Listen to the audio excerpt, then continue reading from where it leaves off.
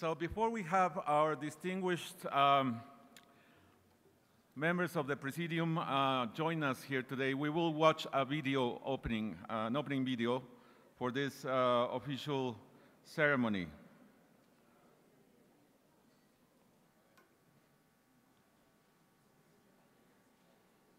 So please remain in your seats and we will watch a video shortly. Por favor, si pueden permanecer en sus asientos, tomar sus asientos para mirar un video previo a la ceremonia oficial de apertura de esta cumbre ministerial.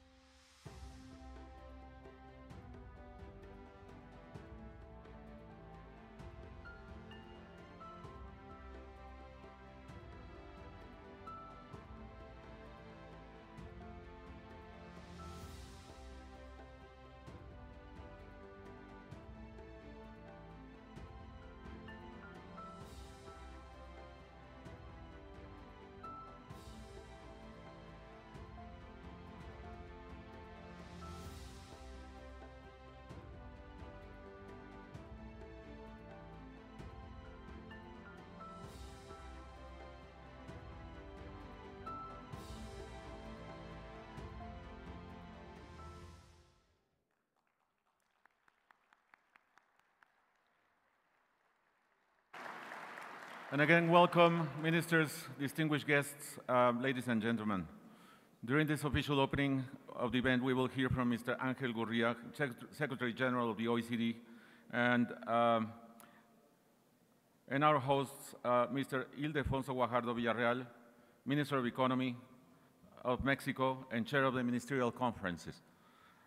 Following their messages, we will learn from Mr. Chris Peters, Deputy Prime Minister and Minister of Employment, Economy and Consumer Affairs, in charge of foreign trade from Belgium, and Mr. Mariano Meyer, Secretary of Entrepreneurs and SMEs in the Ministry of Production from Argentina, about the event that just took place before this.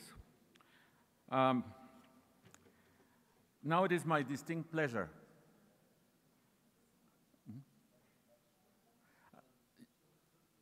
the Vice Chairs, please join us too. And I'll be mentioning their names. It is my distinct pleasure to invite all of our special guests to the stage. Mr. Ángel Gurria, Mr. Ildefonso Guajardo Villarreal, and our three vice chairs, Mr. Gabriel Leichen-Fleisch, State Secretary of the Federal Department of Economic Affairs, Education and Research from Switzerland, the Honorable Stuart Nash, Minister for Small Businesses, New Zealand, dear Dr. Hassan Ali Zelik, Vice Minister of Science, Industry and Technology of Turkey, Deputy Secretary General of the OECD, Ms. Mari Kiviniemi, Ms. Gabriela Ramos, OECD Chief of Staff and G20 Sherpa, Mr. Alejandro Delgado, President of INADEM, Mr. Manuel Herrera, President of the Confederation of Industrial Chambers, CONCAMIN, Ms. Monica Aspe, Ambassador, Permanent Representative to the OECD for Mexico, and Ms. Lamia Kamal Chawi, Director, OECD Center for Entrepreneurship, Small and Medium-Sized Enterprises, Regions and Cities. Welcome to all of you, and we are honored to have you here today.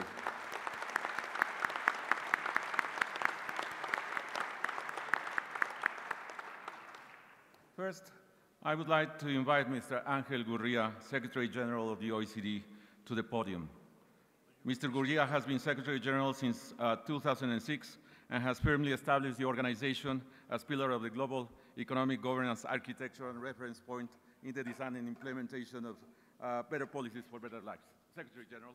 I did not want to interrupt you saying wonderful things about me, so I just,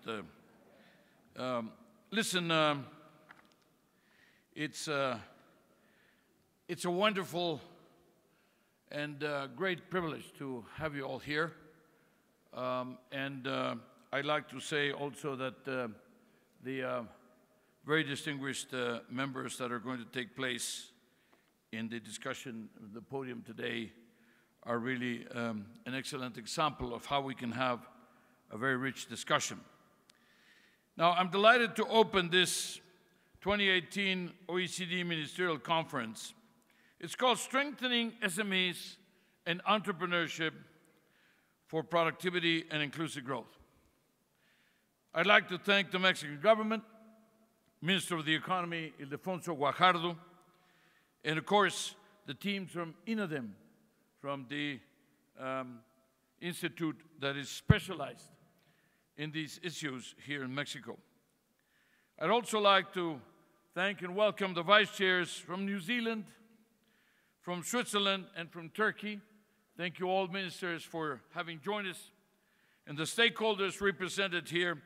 You've been listening the last 2 or 3 days from business, from labor, from academia, from civil society, from all walks of life. We thank you and we welcome you.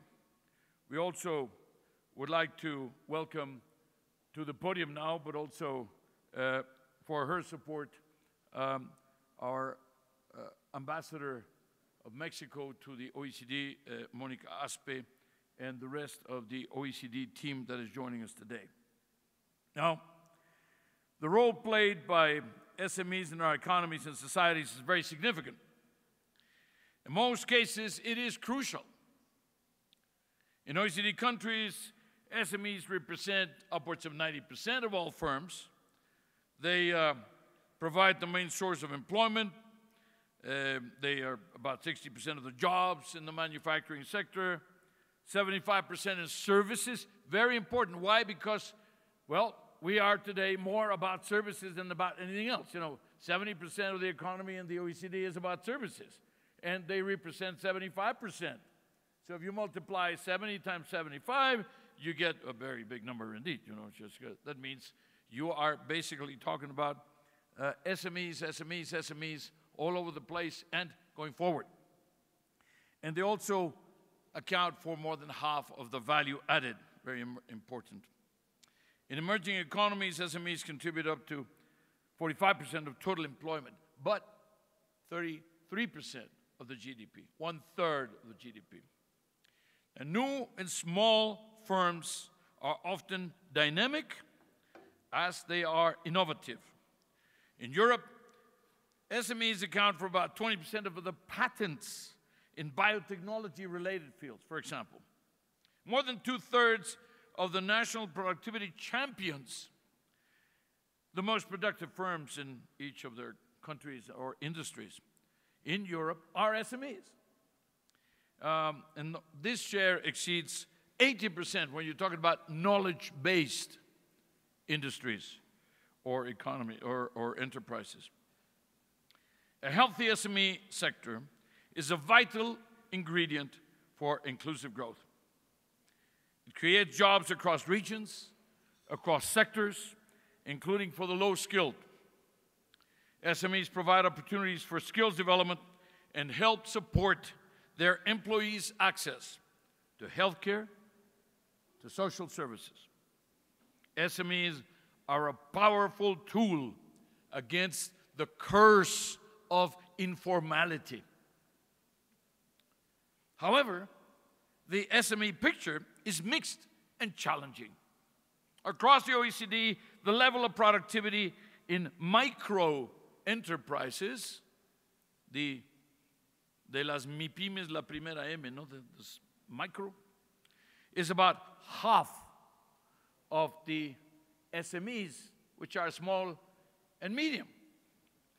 But the SMEs are about half of that of large companies. So you're basically talking about fractions of productivity when you're talking about depending, related directly to the size. It doesn't have to be like that. We don't have to determine the productivity of individual companies or enterprises depending on their size.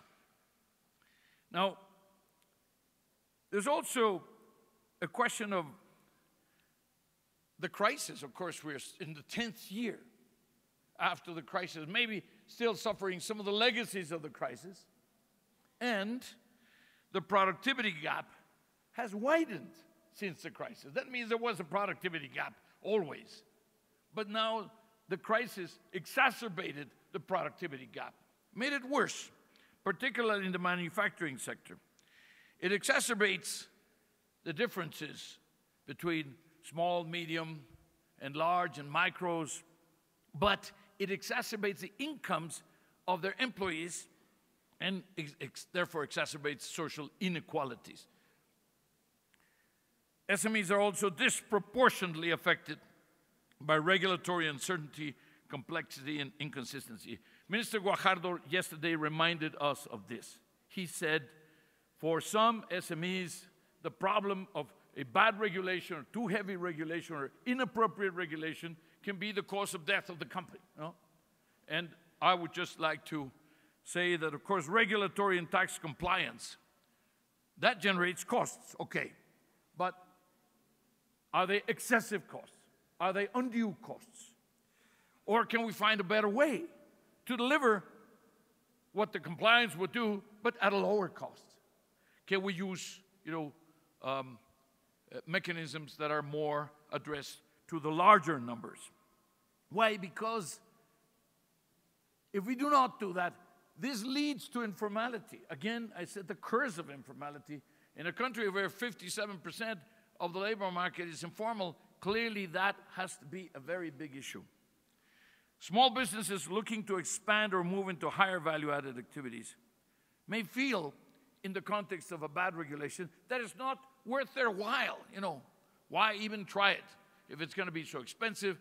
Or in some cases, maybe because it's so heavy on the regulation that you have to incur an undue conduct in order to go around the regulations. So this generates what I would call a low productivity, high informality trap, of which we, of course, have to get out. And here I'm not talking about Mexico only. Many SMEs also struggle to access finance. Minister Guajardo and I presented yesterday the Financing SMEs and Entrepreneurs, a report that we do every year. And it reports that bank lending is actually falling in some countries. The UK, the Netherlands, sometimes as much as 17%. But it's interesting that we're seeing kind of a substitution of the more traditional bank financing with other non-banking sources of credit. Now, we also every year present the Latin American Economic Outlook. This one was Skills, Youth, and Entrepreneurship. We do this every year in the context of the Latin American meetings, and we work together with CAF, la Corporación Andina de Fomento, and with the la CEPAL, la ECLAC. It says that in the region, in Latin America here, the SMEs only receive 12% of the total credit. In the OECD countries, this is between 25% and a third. So you see, again, then in this region, we are kind of at about half the way in which we have those larger averages. In fact, 1/3 of small businesses in Latin America identify access to finance as a serious or very serious restriction. Now, at a time when the global economy is still underperforming, again, the legacy of the crisis, enabling SMEs to innovate, to scale up, is essential to boost aggregate productivity and foster more inclusive, more sustainable growth. However, this will depend to a large extent on the ability of the SMEs to ride the wave of digitalization. If you're not riding the digital wave, sooner or later, you're going to be up the proverbial creek without a paddle. And it's not a good place to be. Digitalization, which is like globalization in steroids, you know, it's driving rapid change on an unprecedented global scale. We just had an extraordinary panel here where we had representatives of all walks of life, very dramatic examples of how digitalization can change things, bringing great opportunities for SMEs, to facilitate the emergence of this concept of born global companies, which already are born with a global vocation, that already from day one connect with the rest of the world, rather than having to do that by growth and by spontaneous, let's say, discovery. And of course, the fact that digital can help us scale up, enhance productivity, and become global players. But also has, of course, its challenging side. Many SMEs are struggling to convert the potential of digital into better access to markets, into stronger productivity.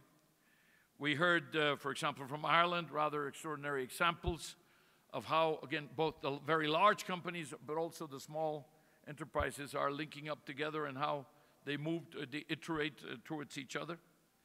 For example, in OECD countries, only 20% of SMEs are engaged in e-commerce sales. Now, this grows by leaps and bounds, but it's only a fifth. That means there's an enormous potential. One can see a future where in a few years, well, practically everybody will be connected somehow to e-commerce sales. The question is, how will it be the more efficient way, and can we accelerate the process so we can get there faster? To enable SMEs to catch up, investment in skills, organizational change, process innovation, new systems, and new business models are needed to spur the adoption of the digital technologies. Now, in this meeting already, we're just starting the meeting, but already in the last 3 days, the global value chains have been mentioned hundreds of times, maybe thousands of times, because this is what will allow. This is the transport. This is the vehicle. This is, you know, the airplane or the jet plane or whatever, the capsule that will take the SMEs into the future, being part of global value chains. But again, participation remains uneven. When you're talking about SMEs, on average, 15% of micro enterprises engage in international trade, 15%, compared to 60% of small and 80% of medium. Again, the engagement is directly related to size. It should not be like that, you know. Again, technology should allow us to leapfrog, but today it looks like we are condemned, you know, like, and that means micro stay micro, small stay small, and medium stay medium, and the question is, can they go to the next dimension? And now what we are saying is there are instruments today where we can.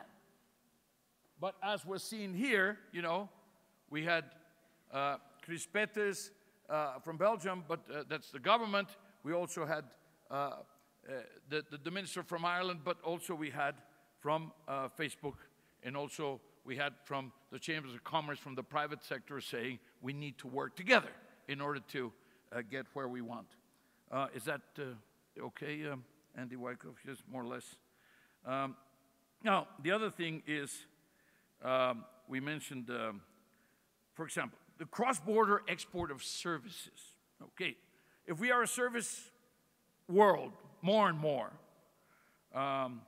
but for the small and medium enterprises, we have actually quantified how much bad restrictions can cost, and that's between 12 and 20% more of costs. It puts them out of business. Now, why the OECD? Why are we here?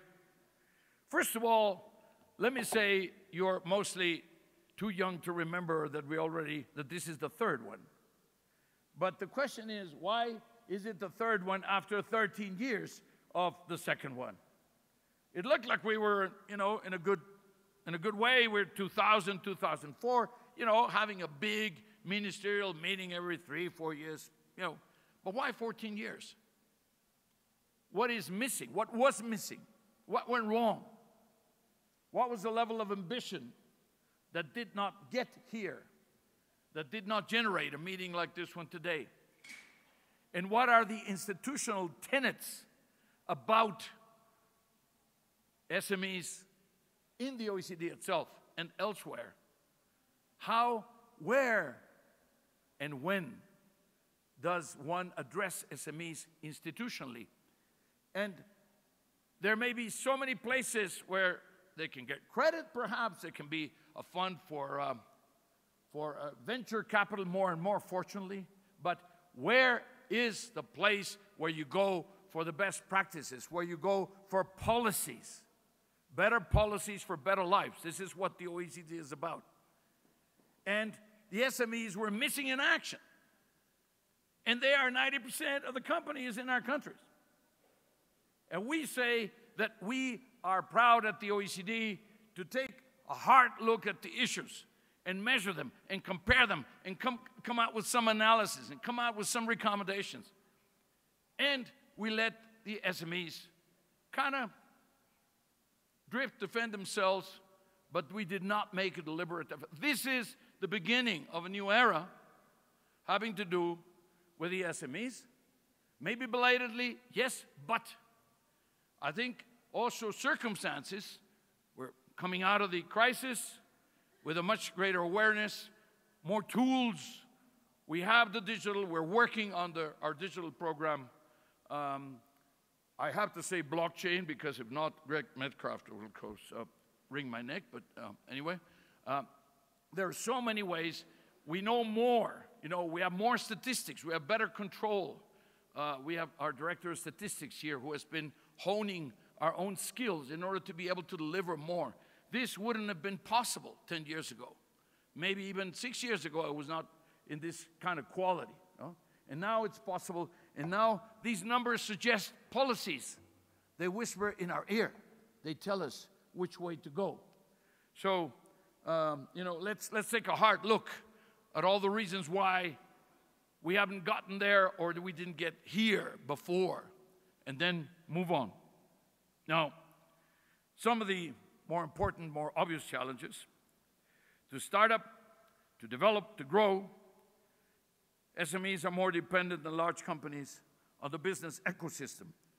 So, you know, we published a book called Small, Medium, Strong: Trends in SME Performance and Business Conditions, simply because SMEs depend so crucially on the general business conditions. Then, of course, you have the question of financing. I already alluded to that, the work we're doing. In fact, I mentioned this yesterday, but this document we present to the G20 every year in the March or April meetings. We normally do it with the chairman of the G20. with the presidency of the G20. And, well, we were delighted that it was possible to launch it here with Mr. Guajardo, given this ministerial meeting that we're having today. And, of course, the question of having to blaze a trail, as I have mentioned repeatedly, in order to make the most out of the digital. And then skills, skills, skills. Skilling, upskilling, reskilling. If we want to make the most of SMEs, of SME productivity, of SME jobs, and of SME competitiveness. And also, if we want to turn digital into a comparative advantage and a lever to create jobs rather than to be threatened, because it would become job destructive. How do you deal with this great potential? And how do you stop it from becoming a threat? By skilling, by upskilling, by reskilling. So, there you have some of the challenges. Ladies and gentlemen, Mr. Minister, E.F. Schumacher, in his book, Small is Beautiful, Study of Economics as if People Mattered, said that eagles come in all shapes and sizes, but you recognize them chiefly by their attitudes, which means you always know, you just got to look, you know. Now, here we've agreed, even before we're starting, we're mostly going to be talking about how and when, and about exchanging success stories, and about knowing what works better, because on the premises, I think we all agree. But your passion for innovation, your passion for your own people, because most of the jobs are connected to SMEs, your passion and your conviction to improve the livelihoods and the well-being of your societies is what led you here, what brought you to Mexico in this occasion. Therefore, let me just say, count on the OECD so that together, collectively and individually with each one of you, we can design, we can develop, and we can deliver better SME policies for better lives. Thank you very much.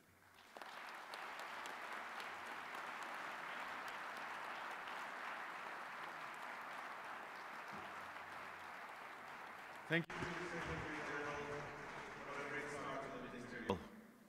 I am now honored to invite our gracious host of this week's events, Mr. Ildefonso Guajardo Villarreal, Minister of Economy for Mexico, to please take the podium. Minister.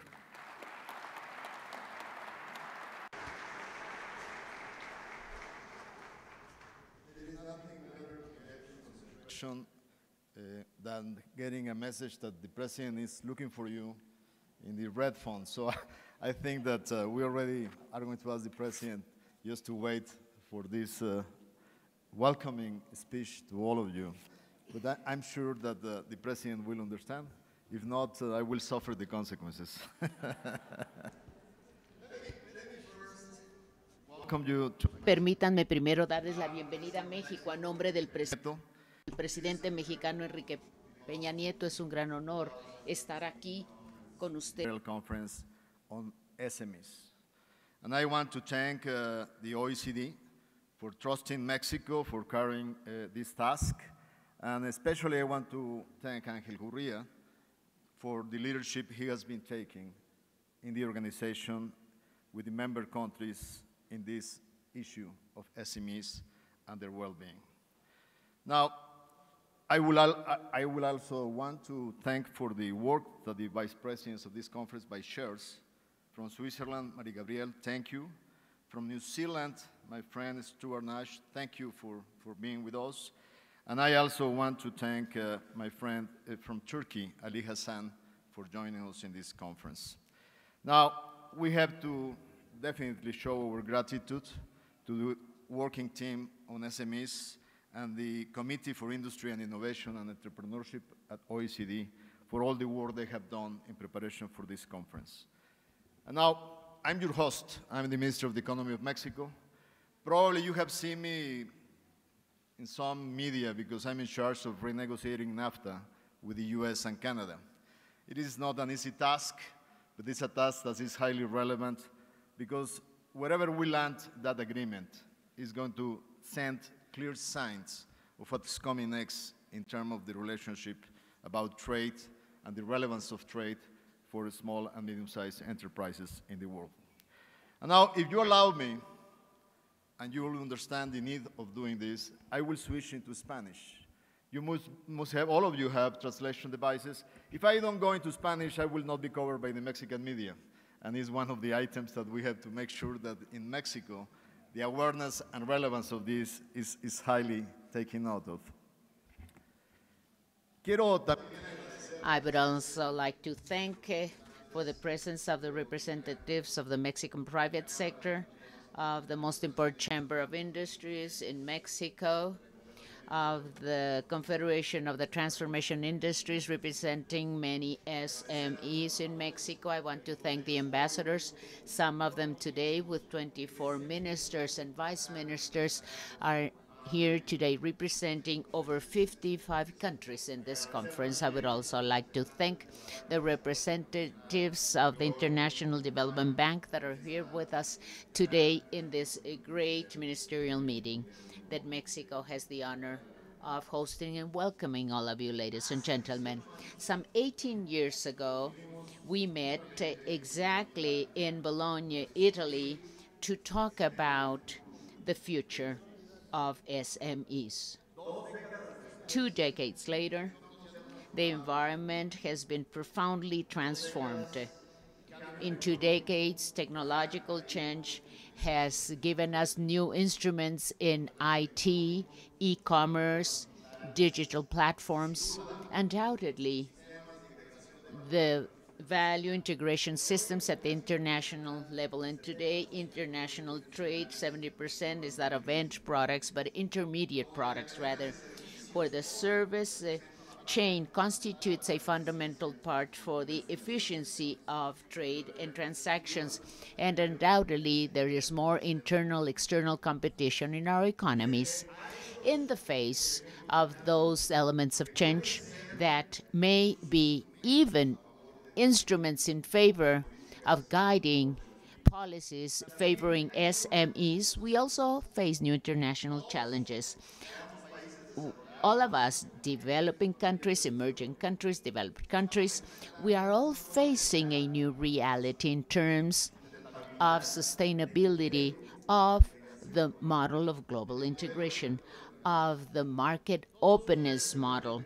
You, Shirley, well, we all accompany our heads of state to the G20 meetings, to the APEC meetings, and meetings of all the international bodies that always meet every year, including WTO. And the common denominator is how to continue finding the right foundation for this model. For different causes in our economies, we are facing that dilemma. In emerging economies like the Mexican one is facing this because the integration model has given us a dual reality, as Angel said. Small, medium-sized companies in traditional sectors, and in the case of Mexico, they constitute 2/3 of our economies. And they have been left behind in terms of productivity. And 1/3 of the Mexican economy, it's as if we had 2 countries in one, connected to international trade levels and levels of high productivity. You saw it in the video. Our aerospace industry, automotive, electronic industry, but that reality only reaches 1/3 of all Mexicans. In developing economies, sustainability of the model means that part of the population feels betrayed by this model. The 21st century brought with it and more challenges for youth, where those of us that were born 60 years ago wanted to grow and be hired, have a family, and develop a stable system. The new generations, however, are now going through a world of transformation where entrepreneurship is the way out for the new millennials that are making decisions, life decisions different from ours. And it is our responsibility to be able to focus the appropriate public policies and to also give the responsibility for the bodies that are going to be designing these processes. And the presence of SMBs is in international trade now, no doubt about it. Today, trade platforms allow us to facilitate exchanges. Mexico, not long ago, just last year, signed an agreement to penetrate with Asia, with Alibaba, and to be able to take our SMEs to Asian marketplaces. If you analyze the free trade agreements signed since the year 2000, in the year 2000 we had 75 in the WTO. Only 10 of them included SME topics. Today, in 2018, we have hundreds of them in the WTO, have specific chapters to promote SMEs. 136 of 270 agreements have provisions on free trade and SMEs. We shouldn't fool ourselves. The trade policy does not substitute the need to have internal public policies to be able to address dilemmas of development. Quality of free trade agreements of this century, it does help us close the gap, but this is not sufficient. Internally, we in our countries have the obligation to attend to those needs. In the case of Mexico, President Peña in 2012 committed himself, when he was the candidate, to implement a policy to create the first National Institute of Entrepreneurs in Mexico. He created it with autonomy, and we created it through a dialogue with the private sector and NGOs. Because it is a mistake to believe that only the government can face up to this challenge. Taking the accumulated social capital of the private players is extremely relevant in this process to create a sustainable policy. This fund we've created for entrepreneurs, and we've capitalized it 4 times more than the historic record. Before this administration, it was one of the last places in public funds in terms of transparency and efficiency. Exactly the year 2015, the body that rates government bodies led to first place of 161 programs in terms of financing and funding from the federal government. In 5 years' time, we implemented very concrete policies. We took resources of guarantee funds so that they could be auctioned in the banking system to incentivize reduction of interest rates. In 5 years' time, we had a 25% reduction in financing costs for SMEs. Undoubtedly, the traditional banking system will never be sufficient. That's why we're promoting new financing schemes. Funding, venture capital, seed capital, for instance. This has been one of the big issues of emerging economies, because since they don't have the right appropriate policies, our entrepreneurs and talent migrate, and they go and finance international centers like Silicon Valley, where many Latin Americans have been able to get funding. Therefore, it's necessary to recapture this framework, create necessary incentives to really expand it. As of this public-private relationship, we've created the National Network of Entrepreneurs. The best reflection of it is that we can convene once a year all the ecosystem, with record figures of participation of over 160,000 participants. The National Week of Entrepreneurs in Mexico has undoubtedly become one of the most important events in the Americas. Within the international trade strategy, all our negotiating actions in Pacific Alliance and the agreement to modernize the European Mexico agreement and the CPTPP that we're going to be signing next week in Santiago de Chile with 11 economies of Asia Pacific and the Americas, and also in the modernization of NAFTA, we have a central focus on how we can improve our participation. In Pacific Alliance, we created an entrepreneurial fund with over $100 million between Chile, Colombia, Peru, and Mexico, and we are trying to influence this system.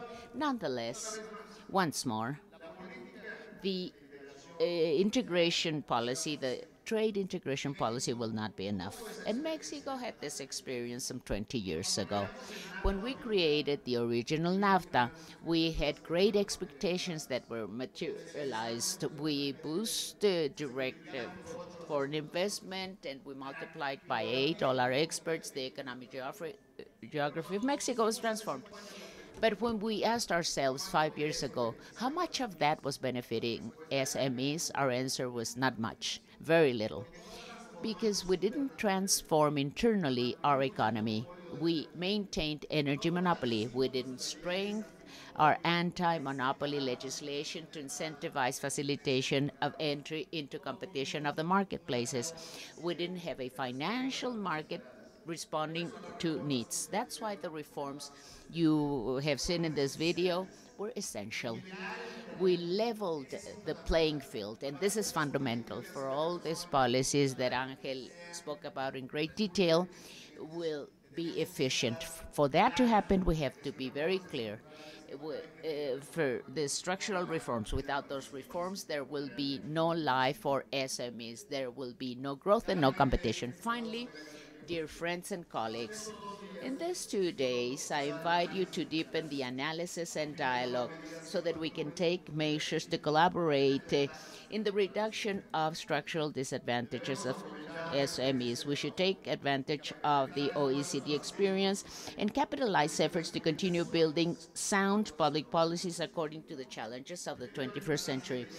Given the importance of SMEs to contribute to productivity and inclusive growth, I invite all of you, colleagues, ministers, and heads of delegation for us to issue a call on the OECD and its Secretary General so that the SMEs and Entrepreneurship Group will increase the visibility and impact of the work on this item, on this issue. Welcome to Mexico, and my best desires and commitment for this meeting to be highly productive. Thank you.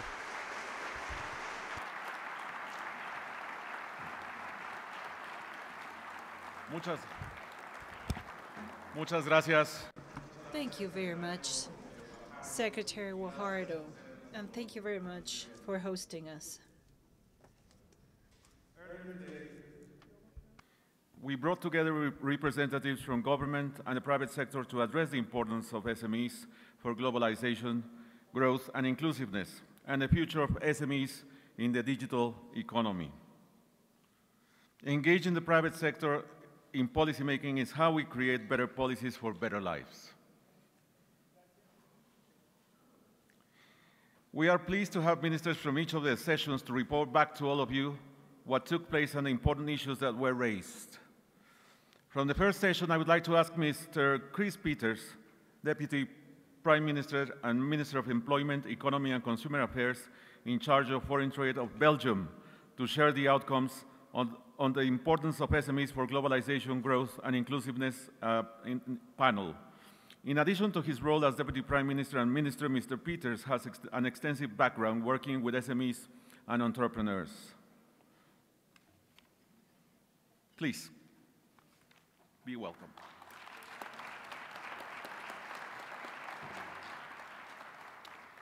Dear Secretary General, dear ministers, dear colleagues, ladies and gentlemen, it's for me a great honor to give you the conclusions of the first session, the importance of SMEs for globalization, growth, and inclusiveness.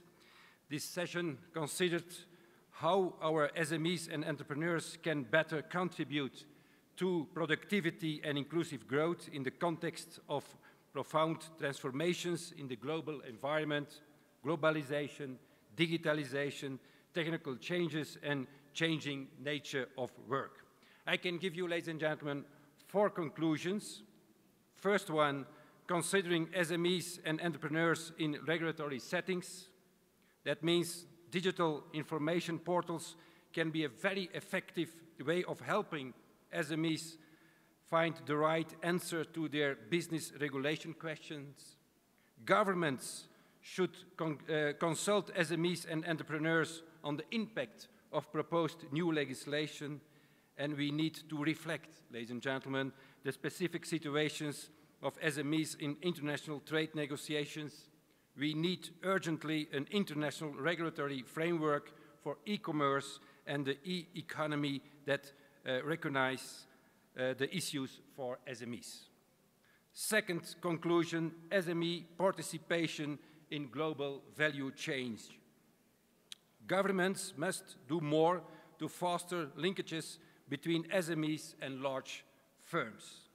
This can be supported through brokering connections between SMEs and large firms and upgrading the innovation levels of SMEs to improve their efficiency, quality, and the question of financing for SMEs so they can participate in global value chains remains important. Progress is still slow. More can be done to develop alternative financing instruments to support SMEs. Third conclusion, labor standards for SMEs and entrepreneurs. Strong social dialogue systems will be important in responding to current technological and globalization transformations and ensuring that SMEs can compete through innovation and skills and not simply by rigid cost reductions. There is an urgent need to include workers in our SMEs and entrepreneurs in our industrial relations and social dialogue systems, including gig economy workers. The implementation of responsible business conduct guidelines throughout the supply chain is an important instrument to enable SMEs to participate in the global value chain whilst maintaining high skills and labor standards. The OECD guidelines on mutual enterprises is an excellent instrument for ensuring responsible business conduct, but, ladies and gentlemen, more needs to be done to include SMEs in this. Future OECD work on responsible business conduct and SMEs will be important in this respect. Last but not least, the last conclusion, policy dialogue with SMEs and entrepreneurs. Governments need to engage with different types of SMEs and entrepreneurs associations in policy making, and not only with big companies. That's a matter of respect. National and international associations representing SMEs can play a crucial role and should be engaged in high-level policy dialogue. We also need to explore methods of leveraging digital technologies for government consultation with SMEs. Consultations also need to be inclusive of enterprises in territories outside of more international connected urban areas and adapted public policies developed for SMEs and entrepreneurship development in all types of regions. And the last element is that OECD is committed to pursue the dialogue with SME associations. Thank you.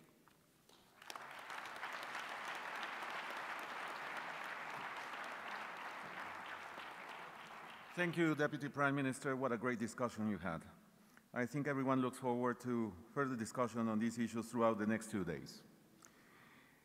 The second set of speakers looked at the future of SMEs in the digital economy, something that is top of mind to many of you in this room. I invite Mr. Mariano Meyer, Secretary of Entrepreneurs and SMEs, Ministry of Production of Argentina, to now share the highlights of this panel. Mr. Meyer has been working with entrepreneurs for many years and also is currently working closely with SMEs as part of Argentina's G20 presidency. Secretary Meyer, be welcome.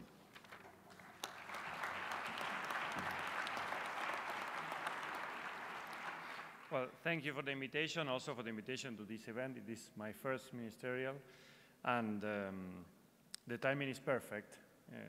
Over the past months, the United Nations has declared the SME Name Day, 27th of June. Also, we have created the SME Friends Group in the YTO. We have a big discussion. The G20 has put SMEs in the top of the agenda, and now this. So I think we are all aligned, and as it was told to Simba in The Lion King, it is time, I would say.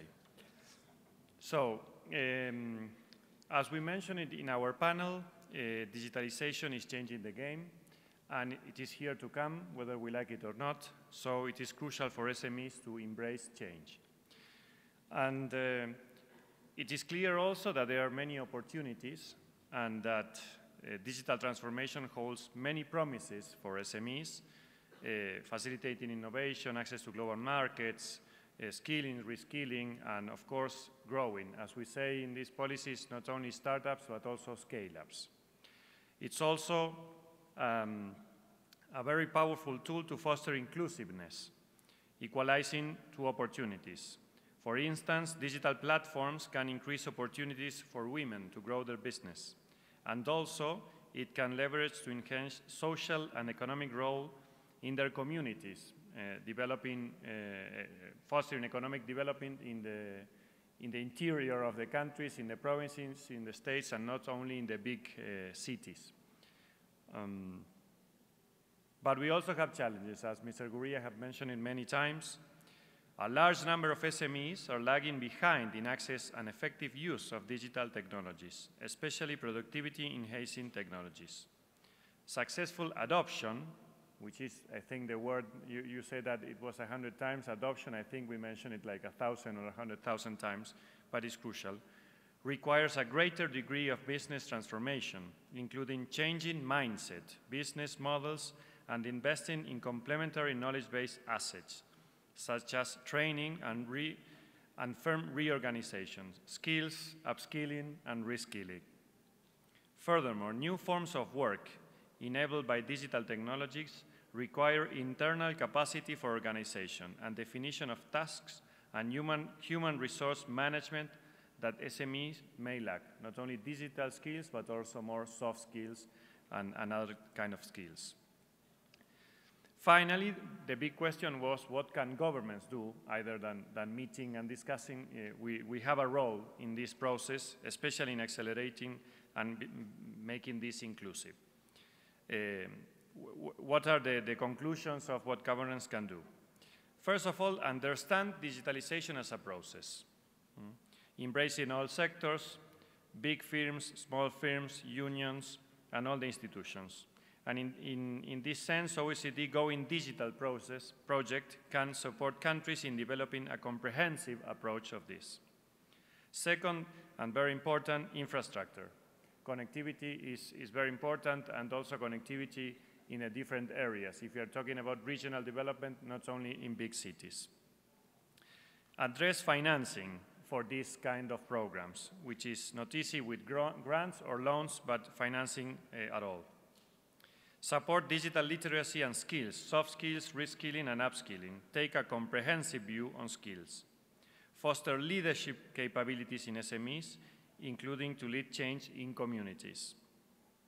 Work close with platforms and ensure SMEs can connect to them and seize the opportunities. It is very important to also work with big companies and include them in the discussion. Use public procurement to foster SME innovation. I think this is something that we are going to discuss these days, public procurement and public purchases. Not less important, address fears that many SMEs have. They feel threatened by change, so we have to help them embrace change, see the opportunities, including in areas undergoing disruptions such as services, commerce. That's why it's not only Industry 4.0, but Economy 4.0. Reducing bureaucracy and cutting red tape to facilitate entrepreneurship, a crucial role of government to make them lose time. Develop appropriate regulatory frameworks, including at the global level, big discussions that we have there. And finally, and not less important, include workers in the digital transformation. That is very important, and of course is more challenging because of the amount of people that we have to reskill, but I think that is a key aspect of what governments can do. Thank you very much.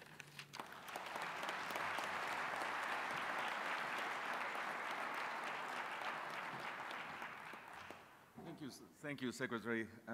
Another fascinating discussion. Digitalization will play a role in many of the discussions that follow later today and tomorrow. And with this, the Ministerial is officially open.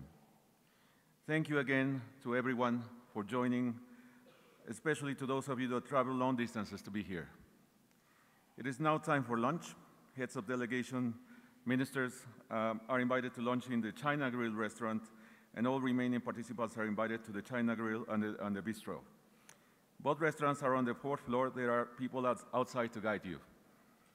Following lunch at 2 p.m., we will begin with the first plenary session in the main plenary room, which is right next door. Just a reminder that all remaining sessions are closed to invited delegations only. Have a good lunch and see you again at 2 p.m.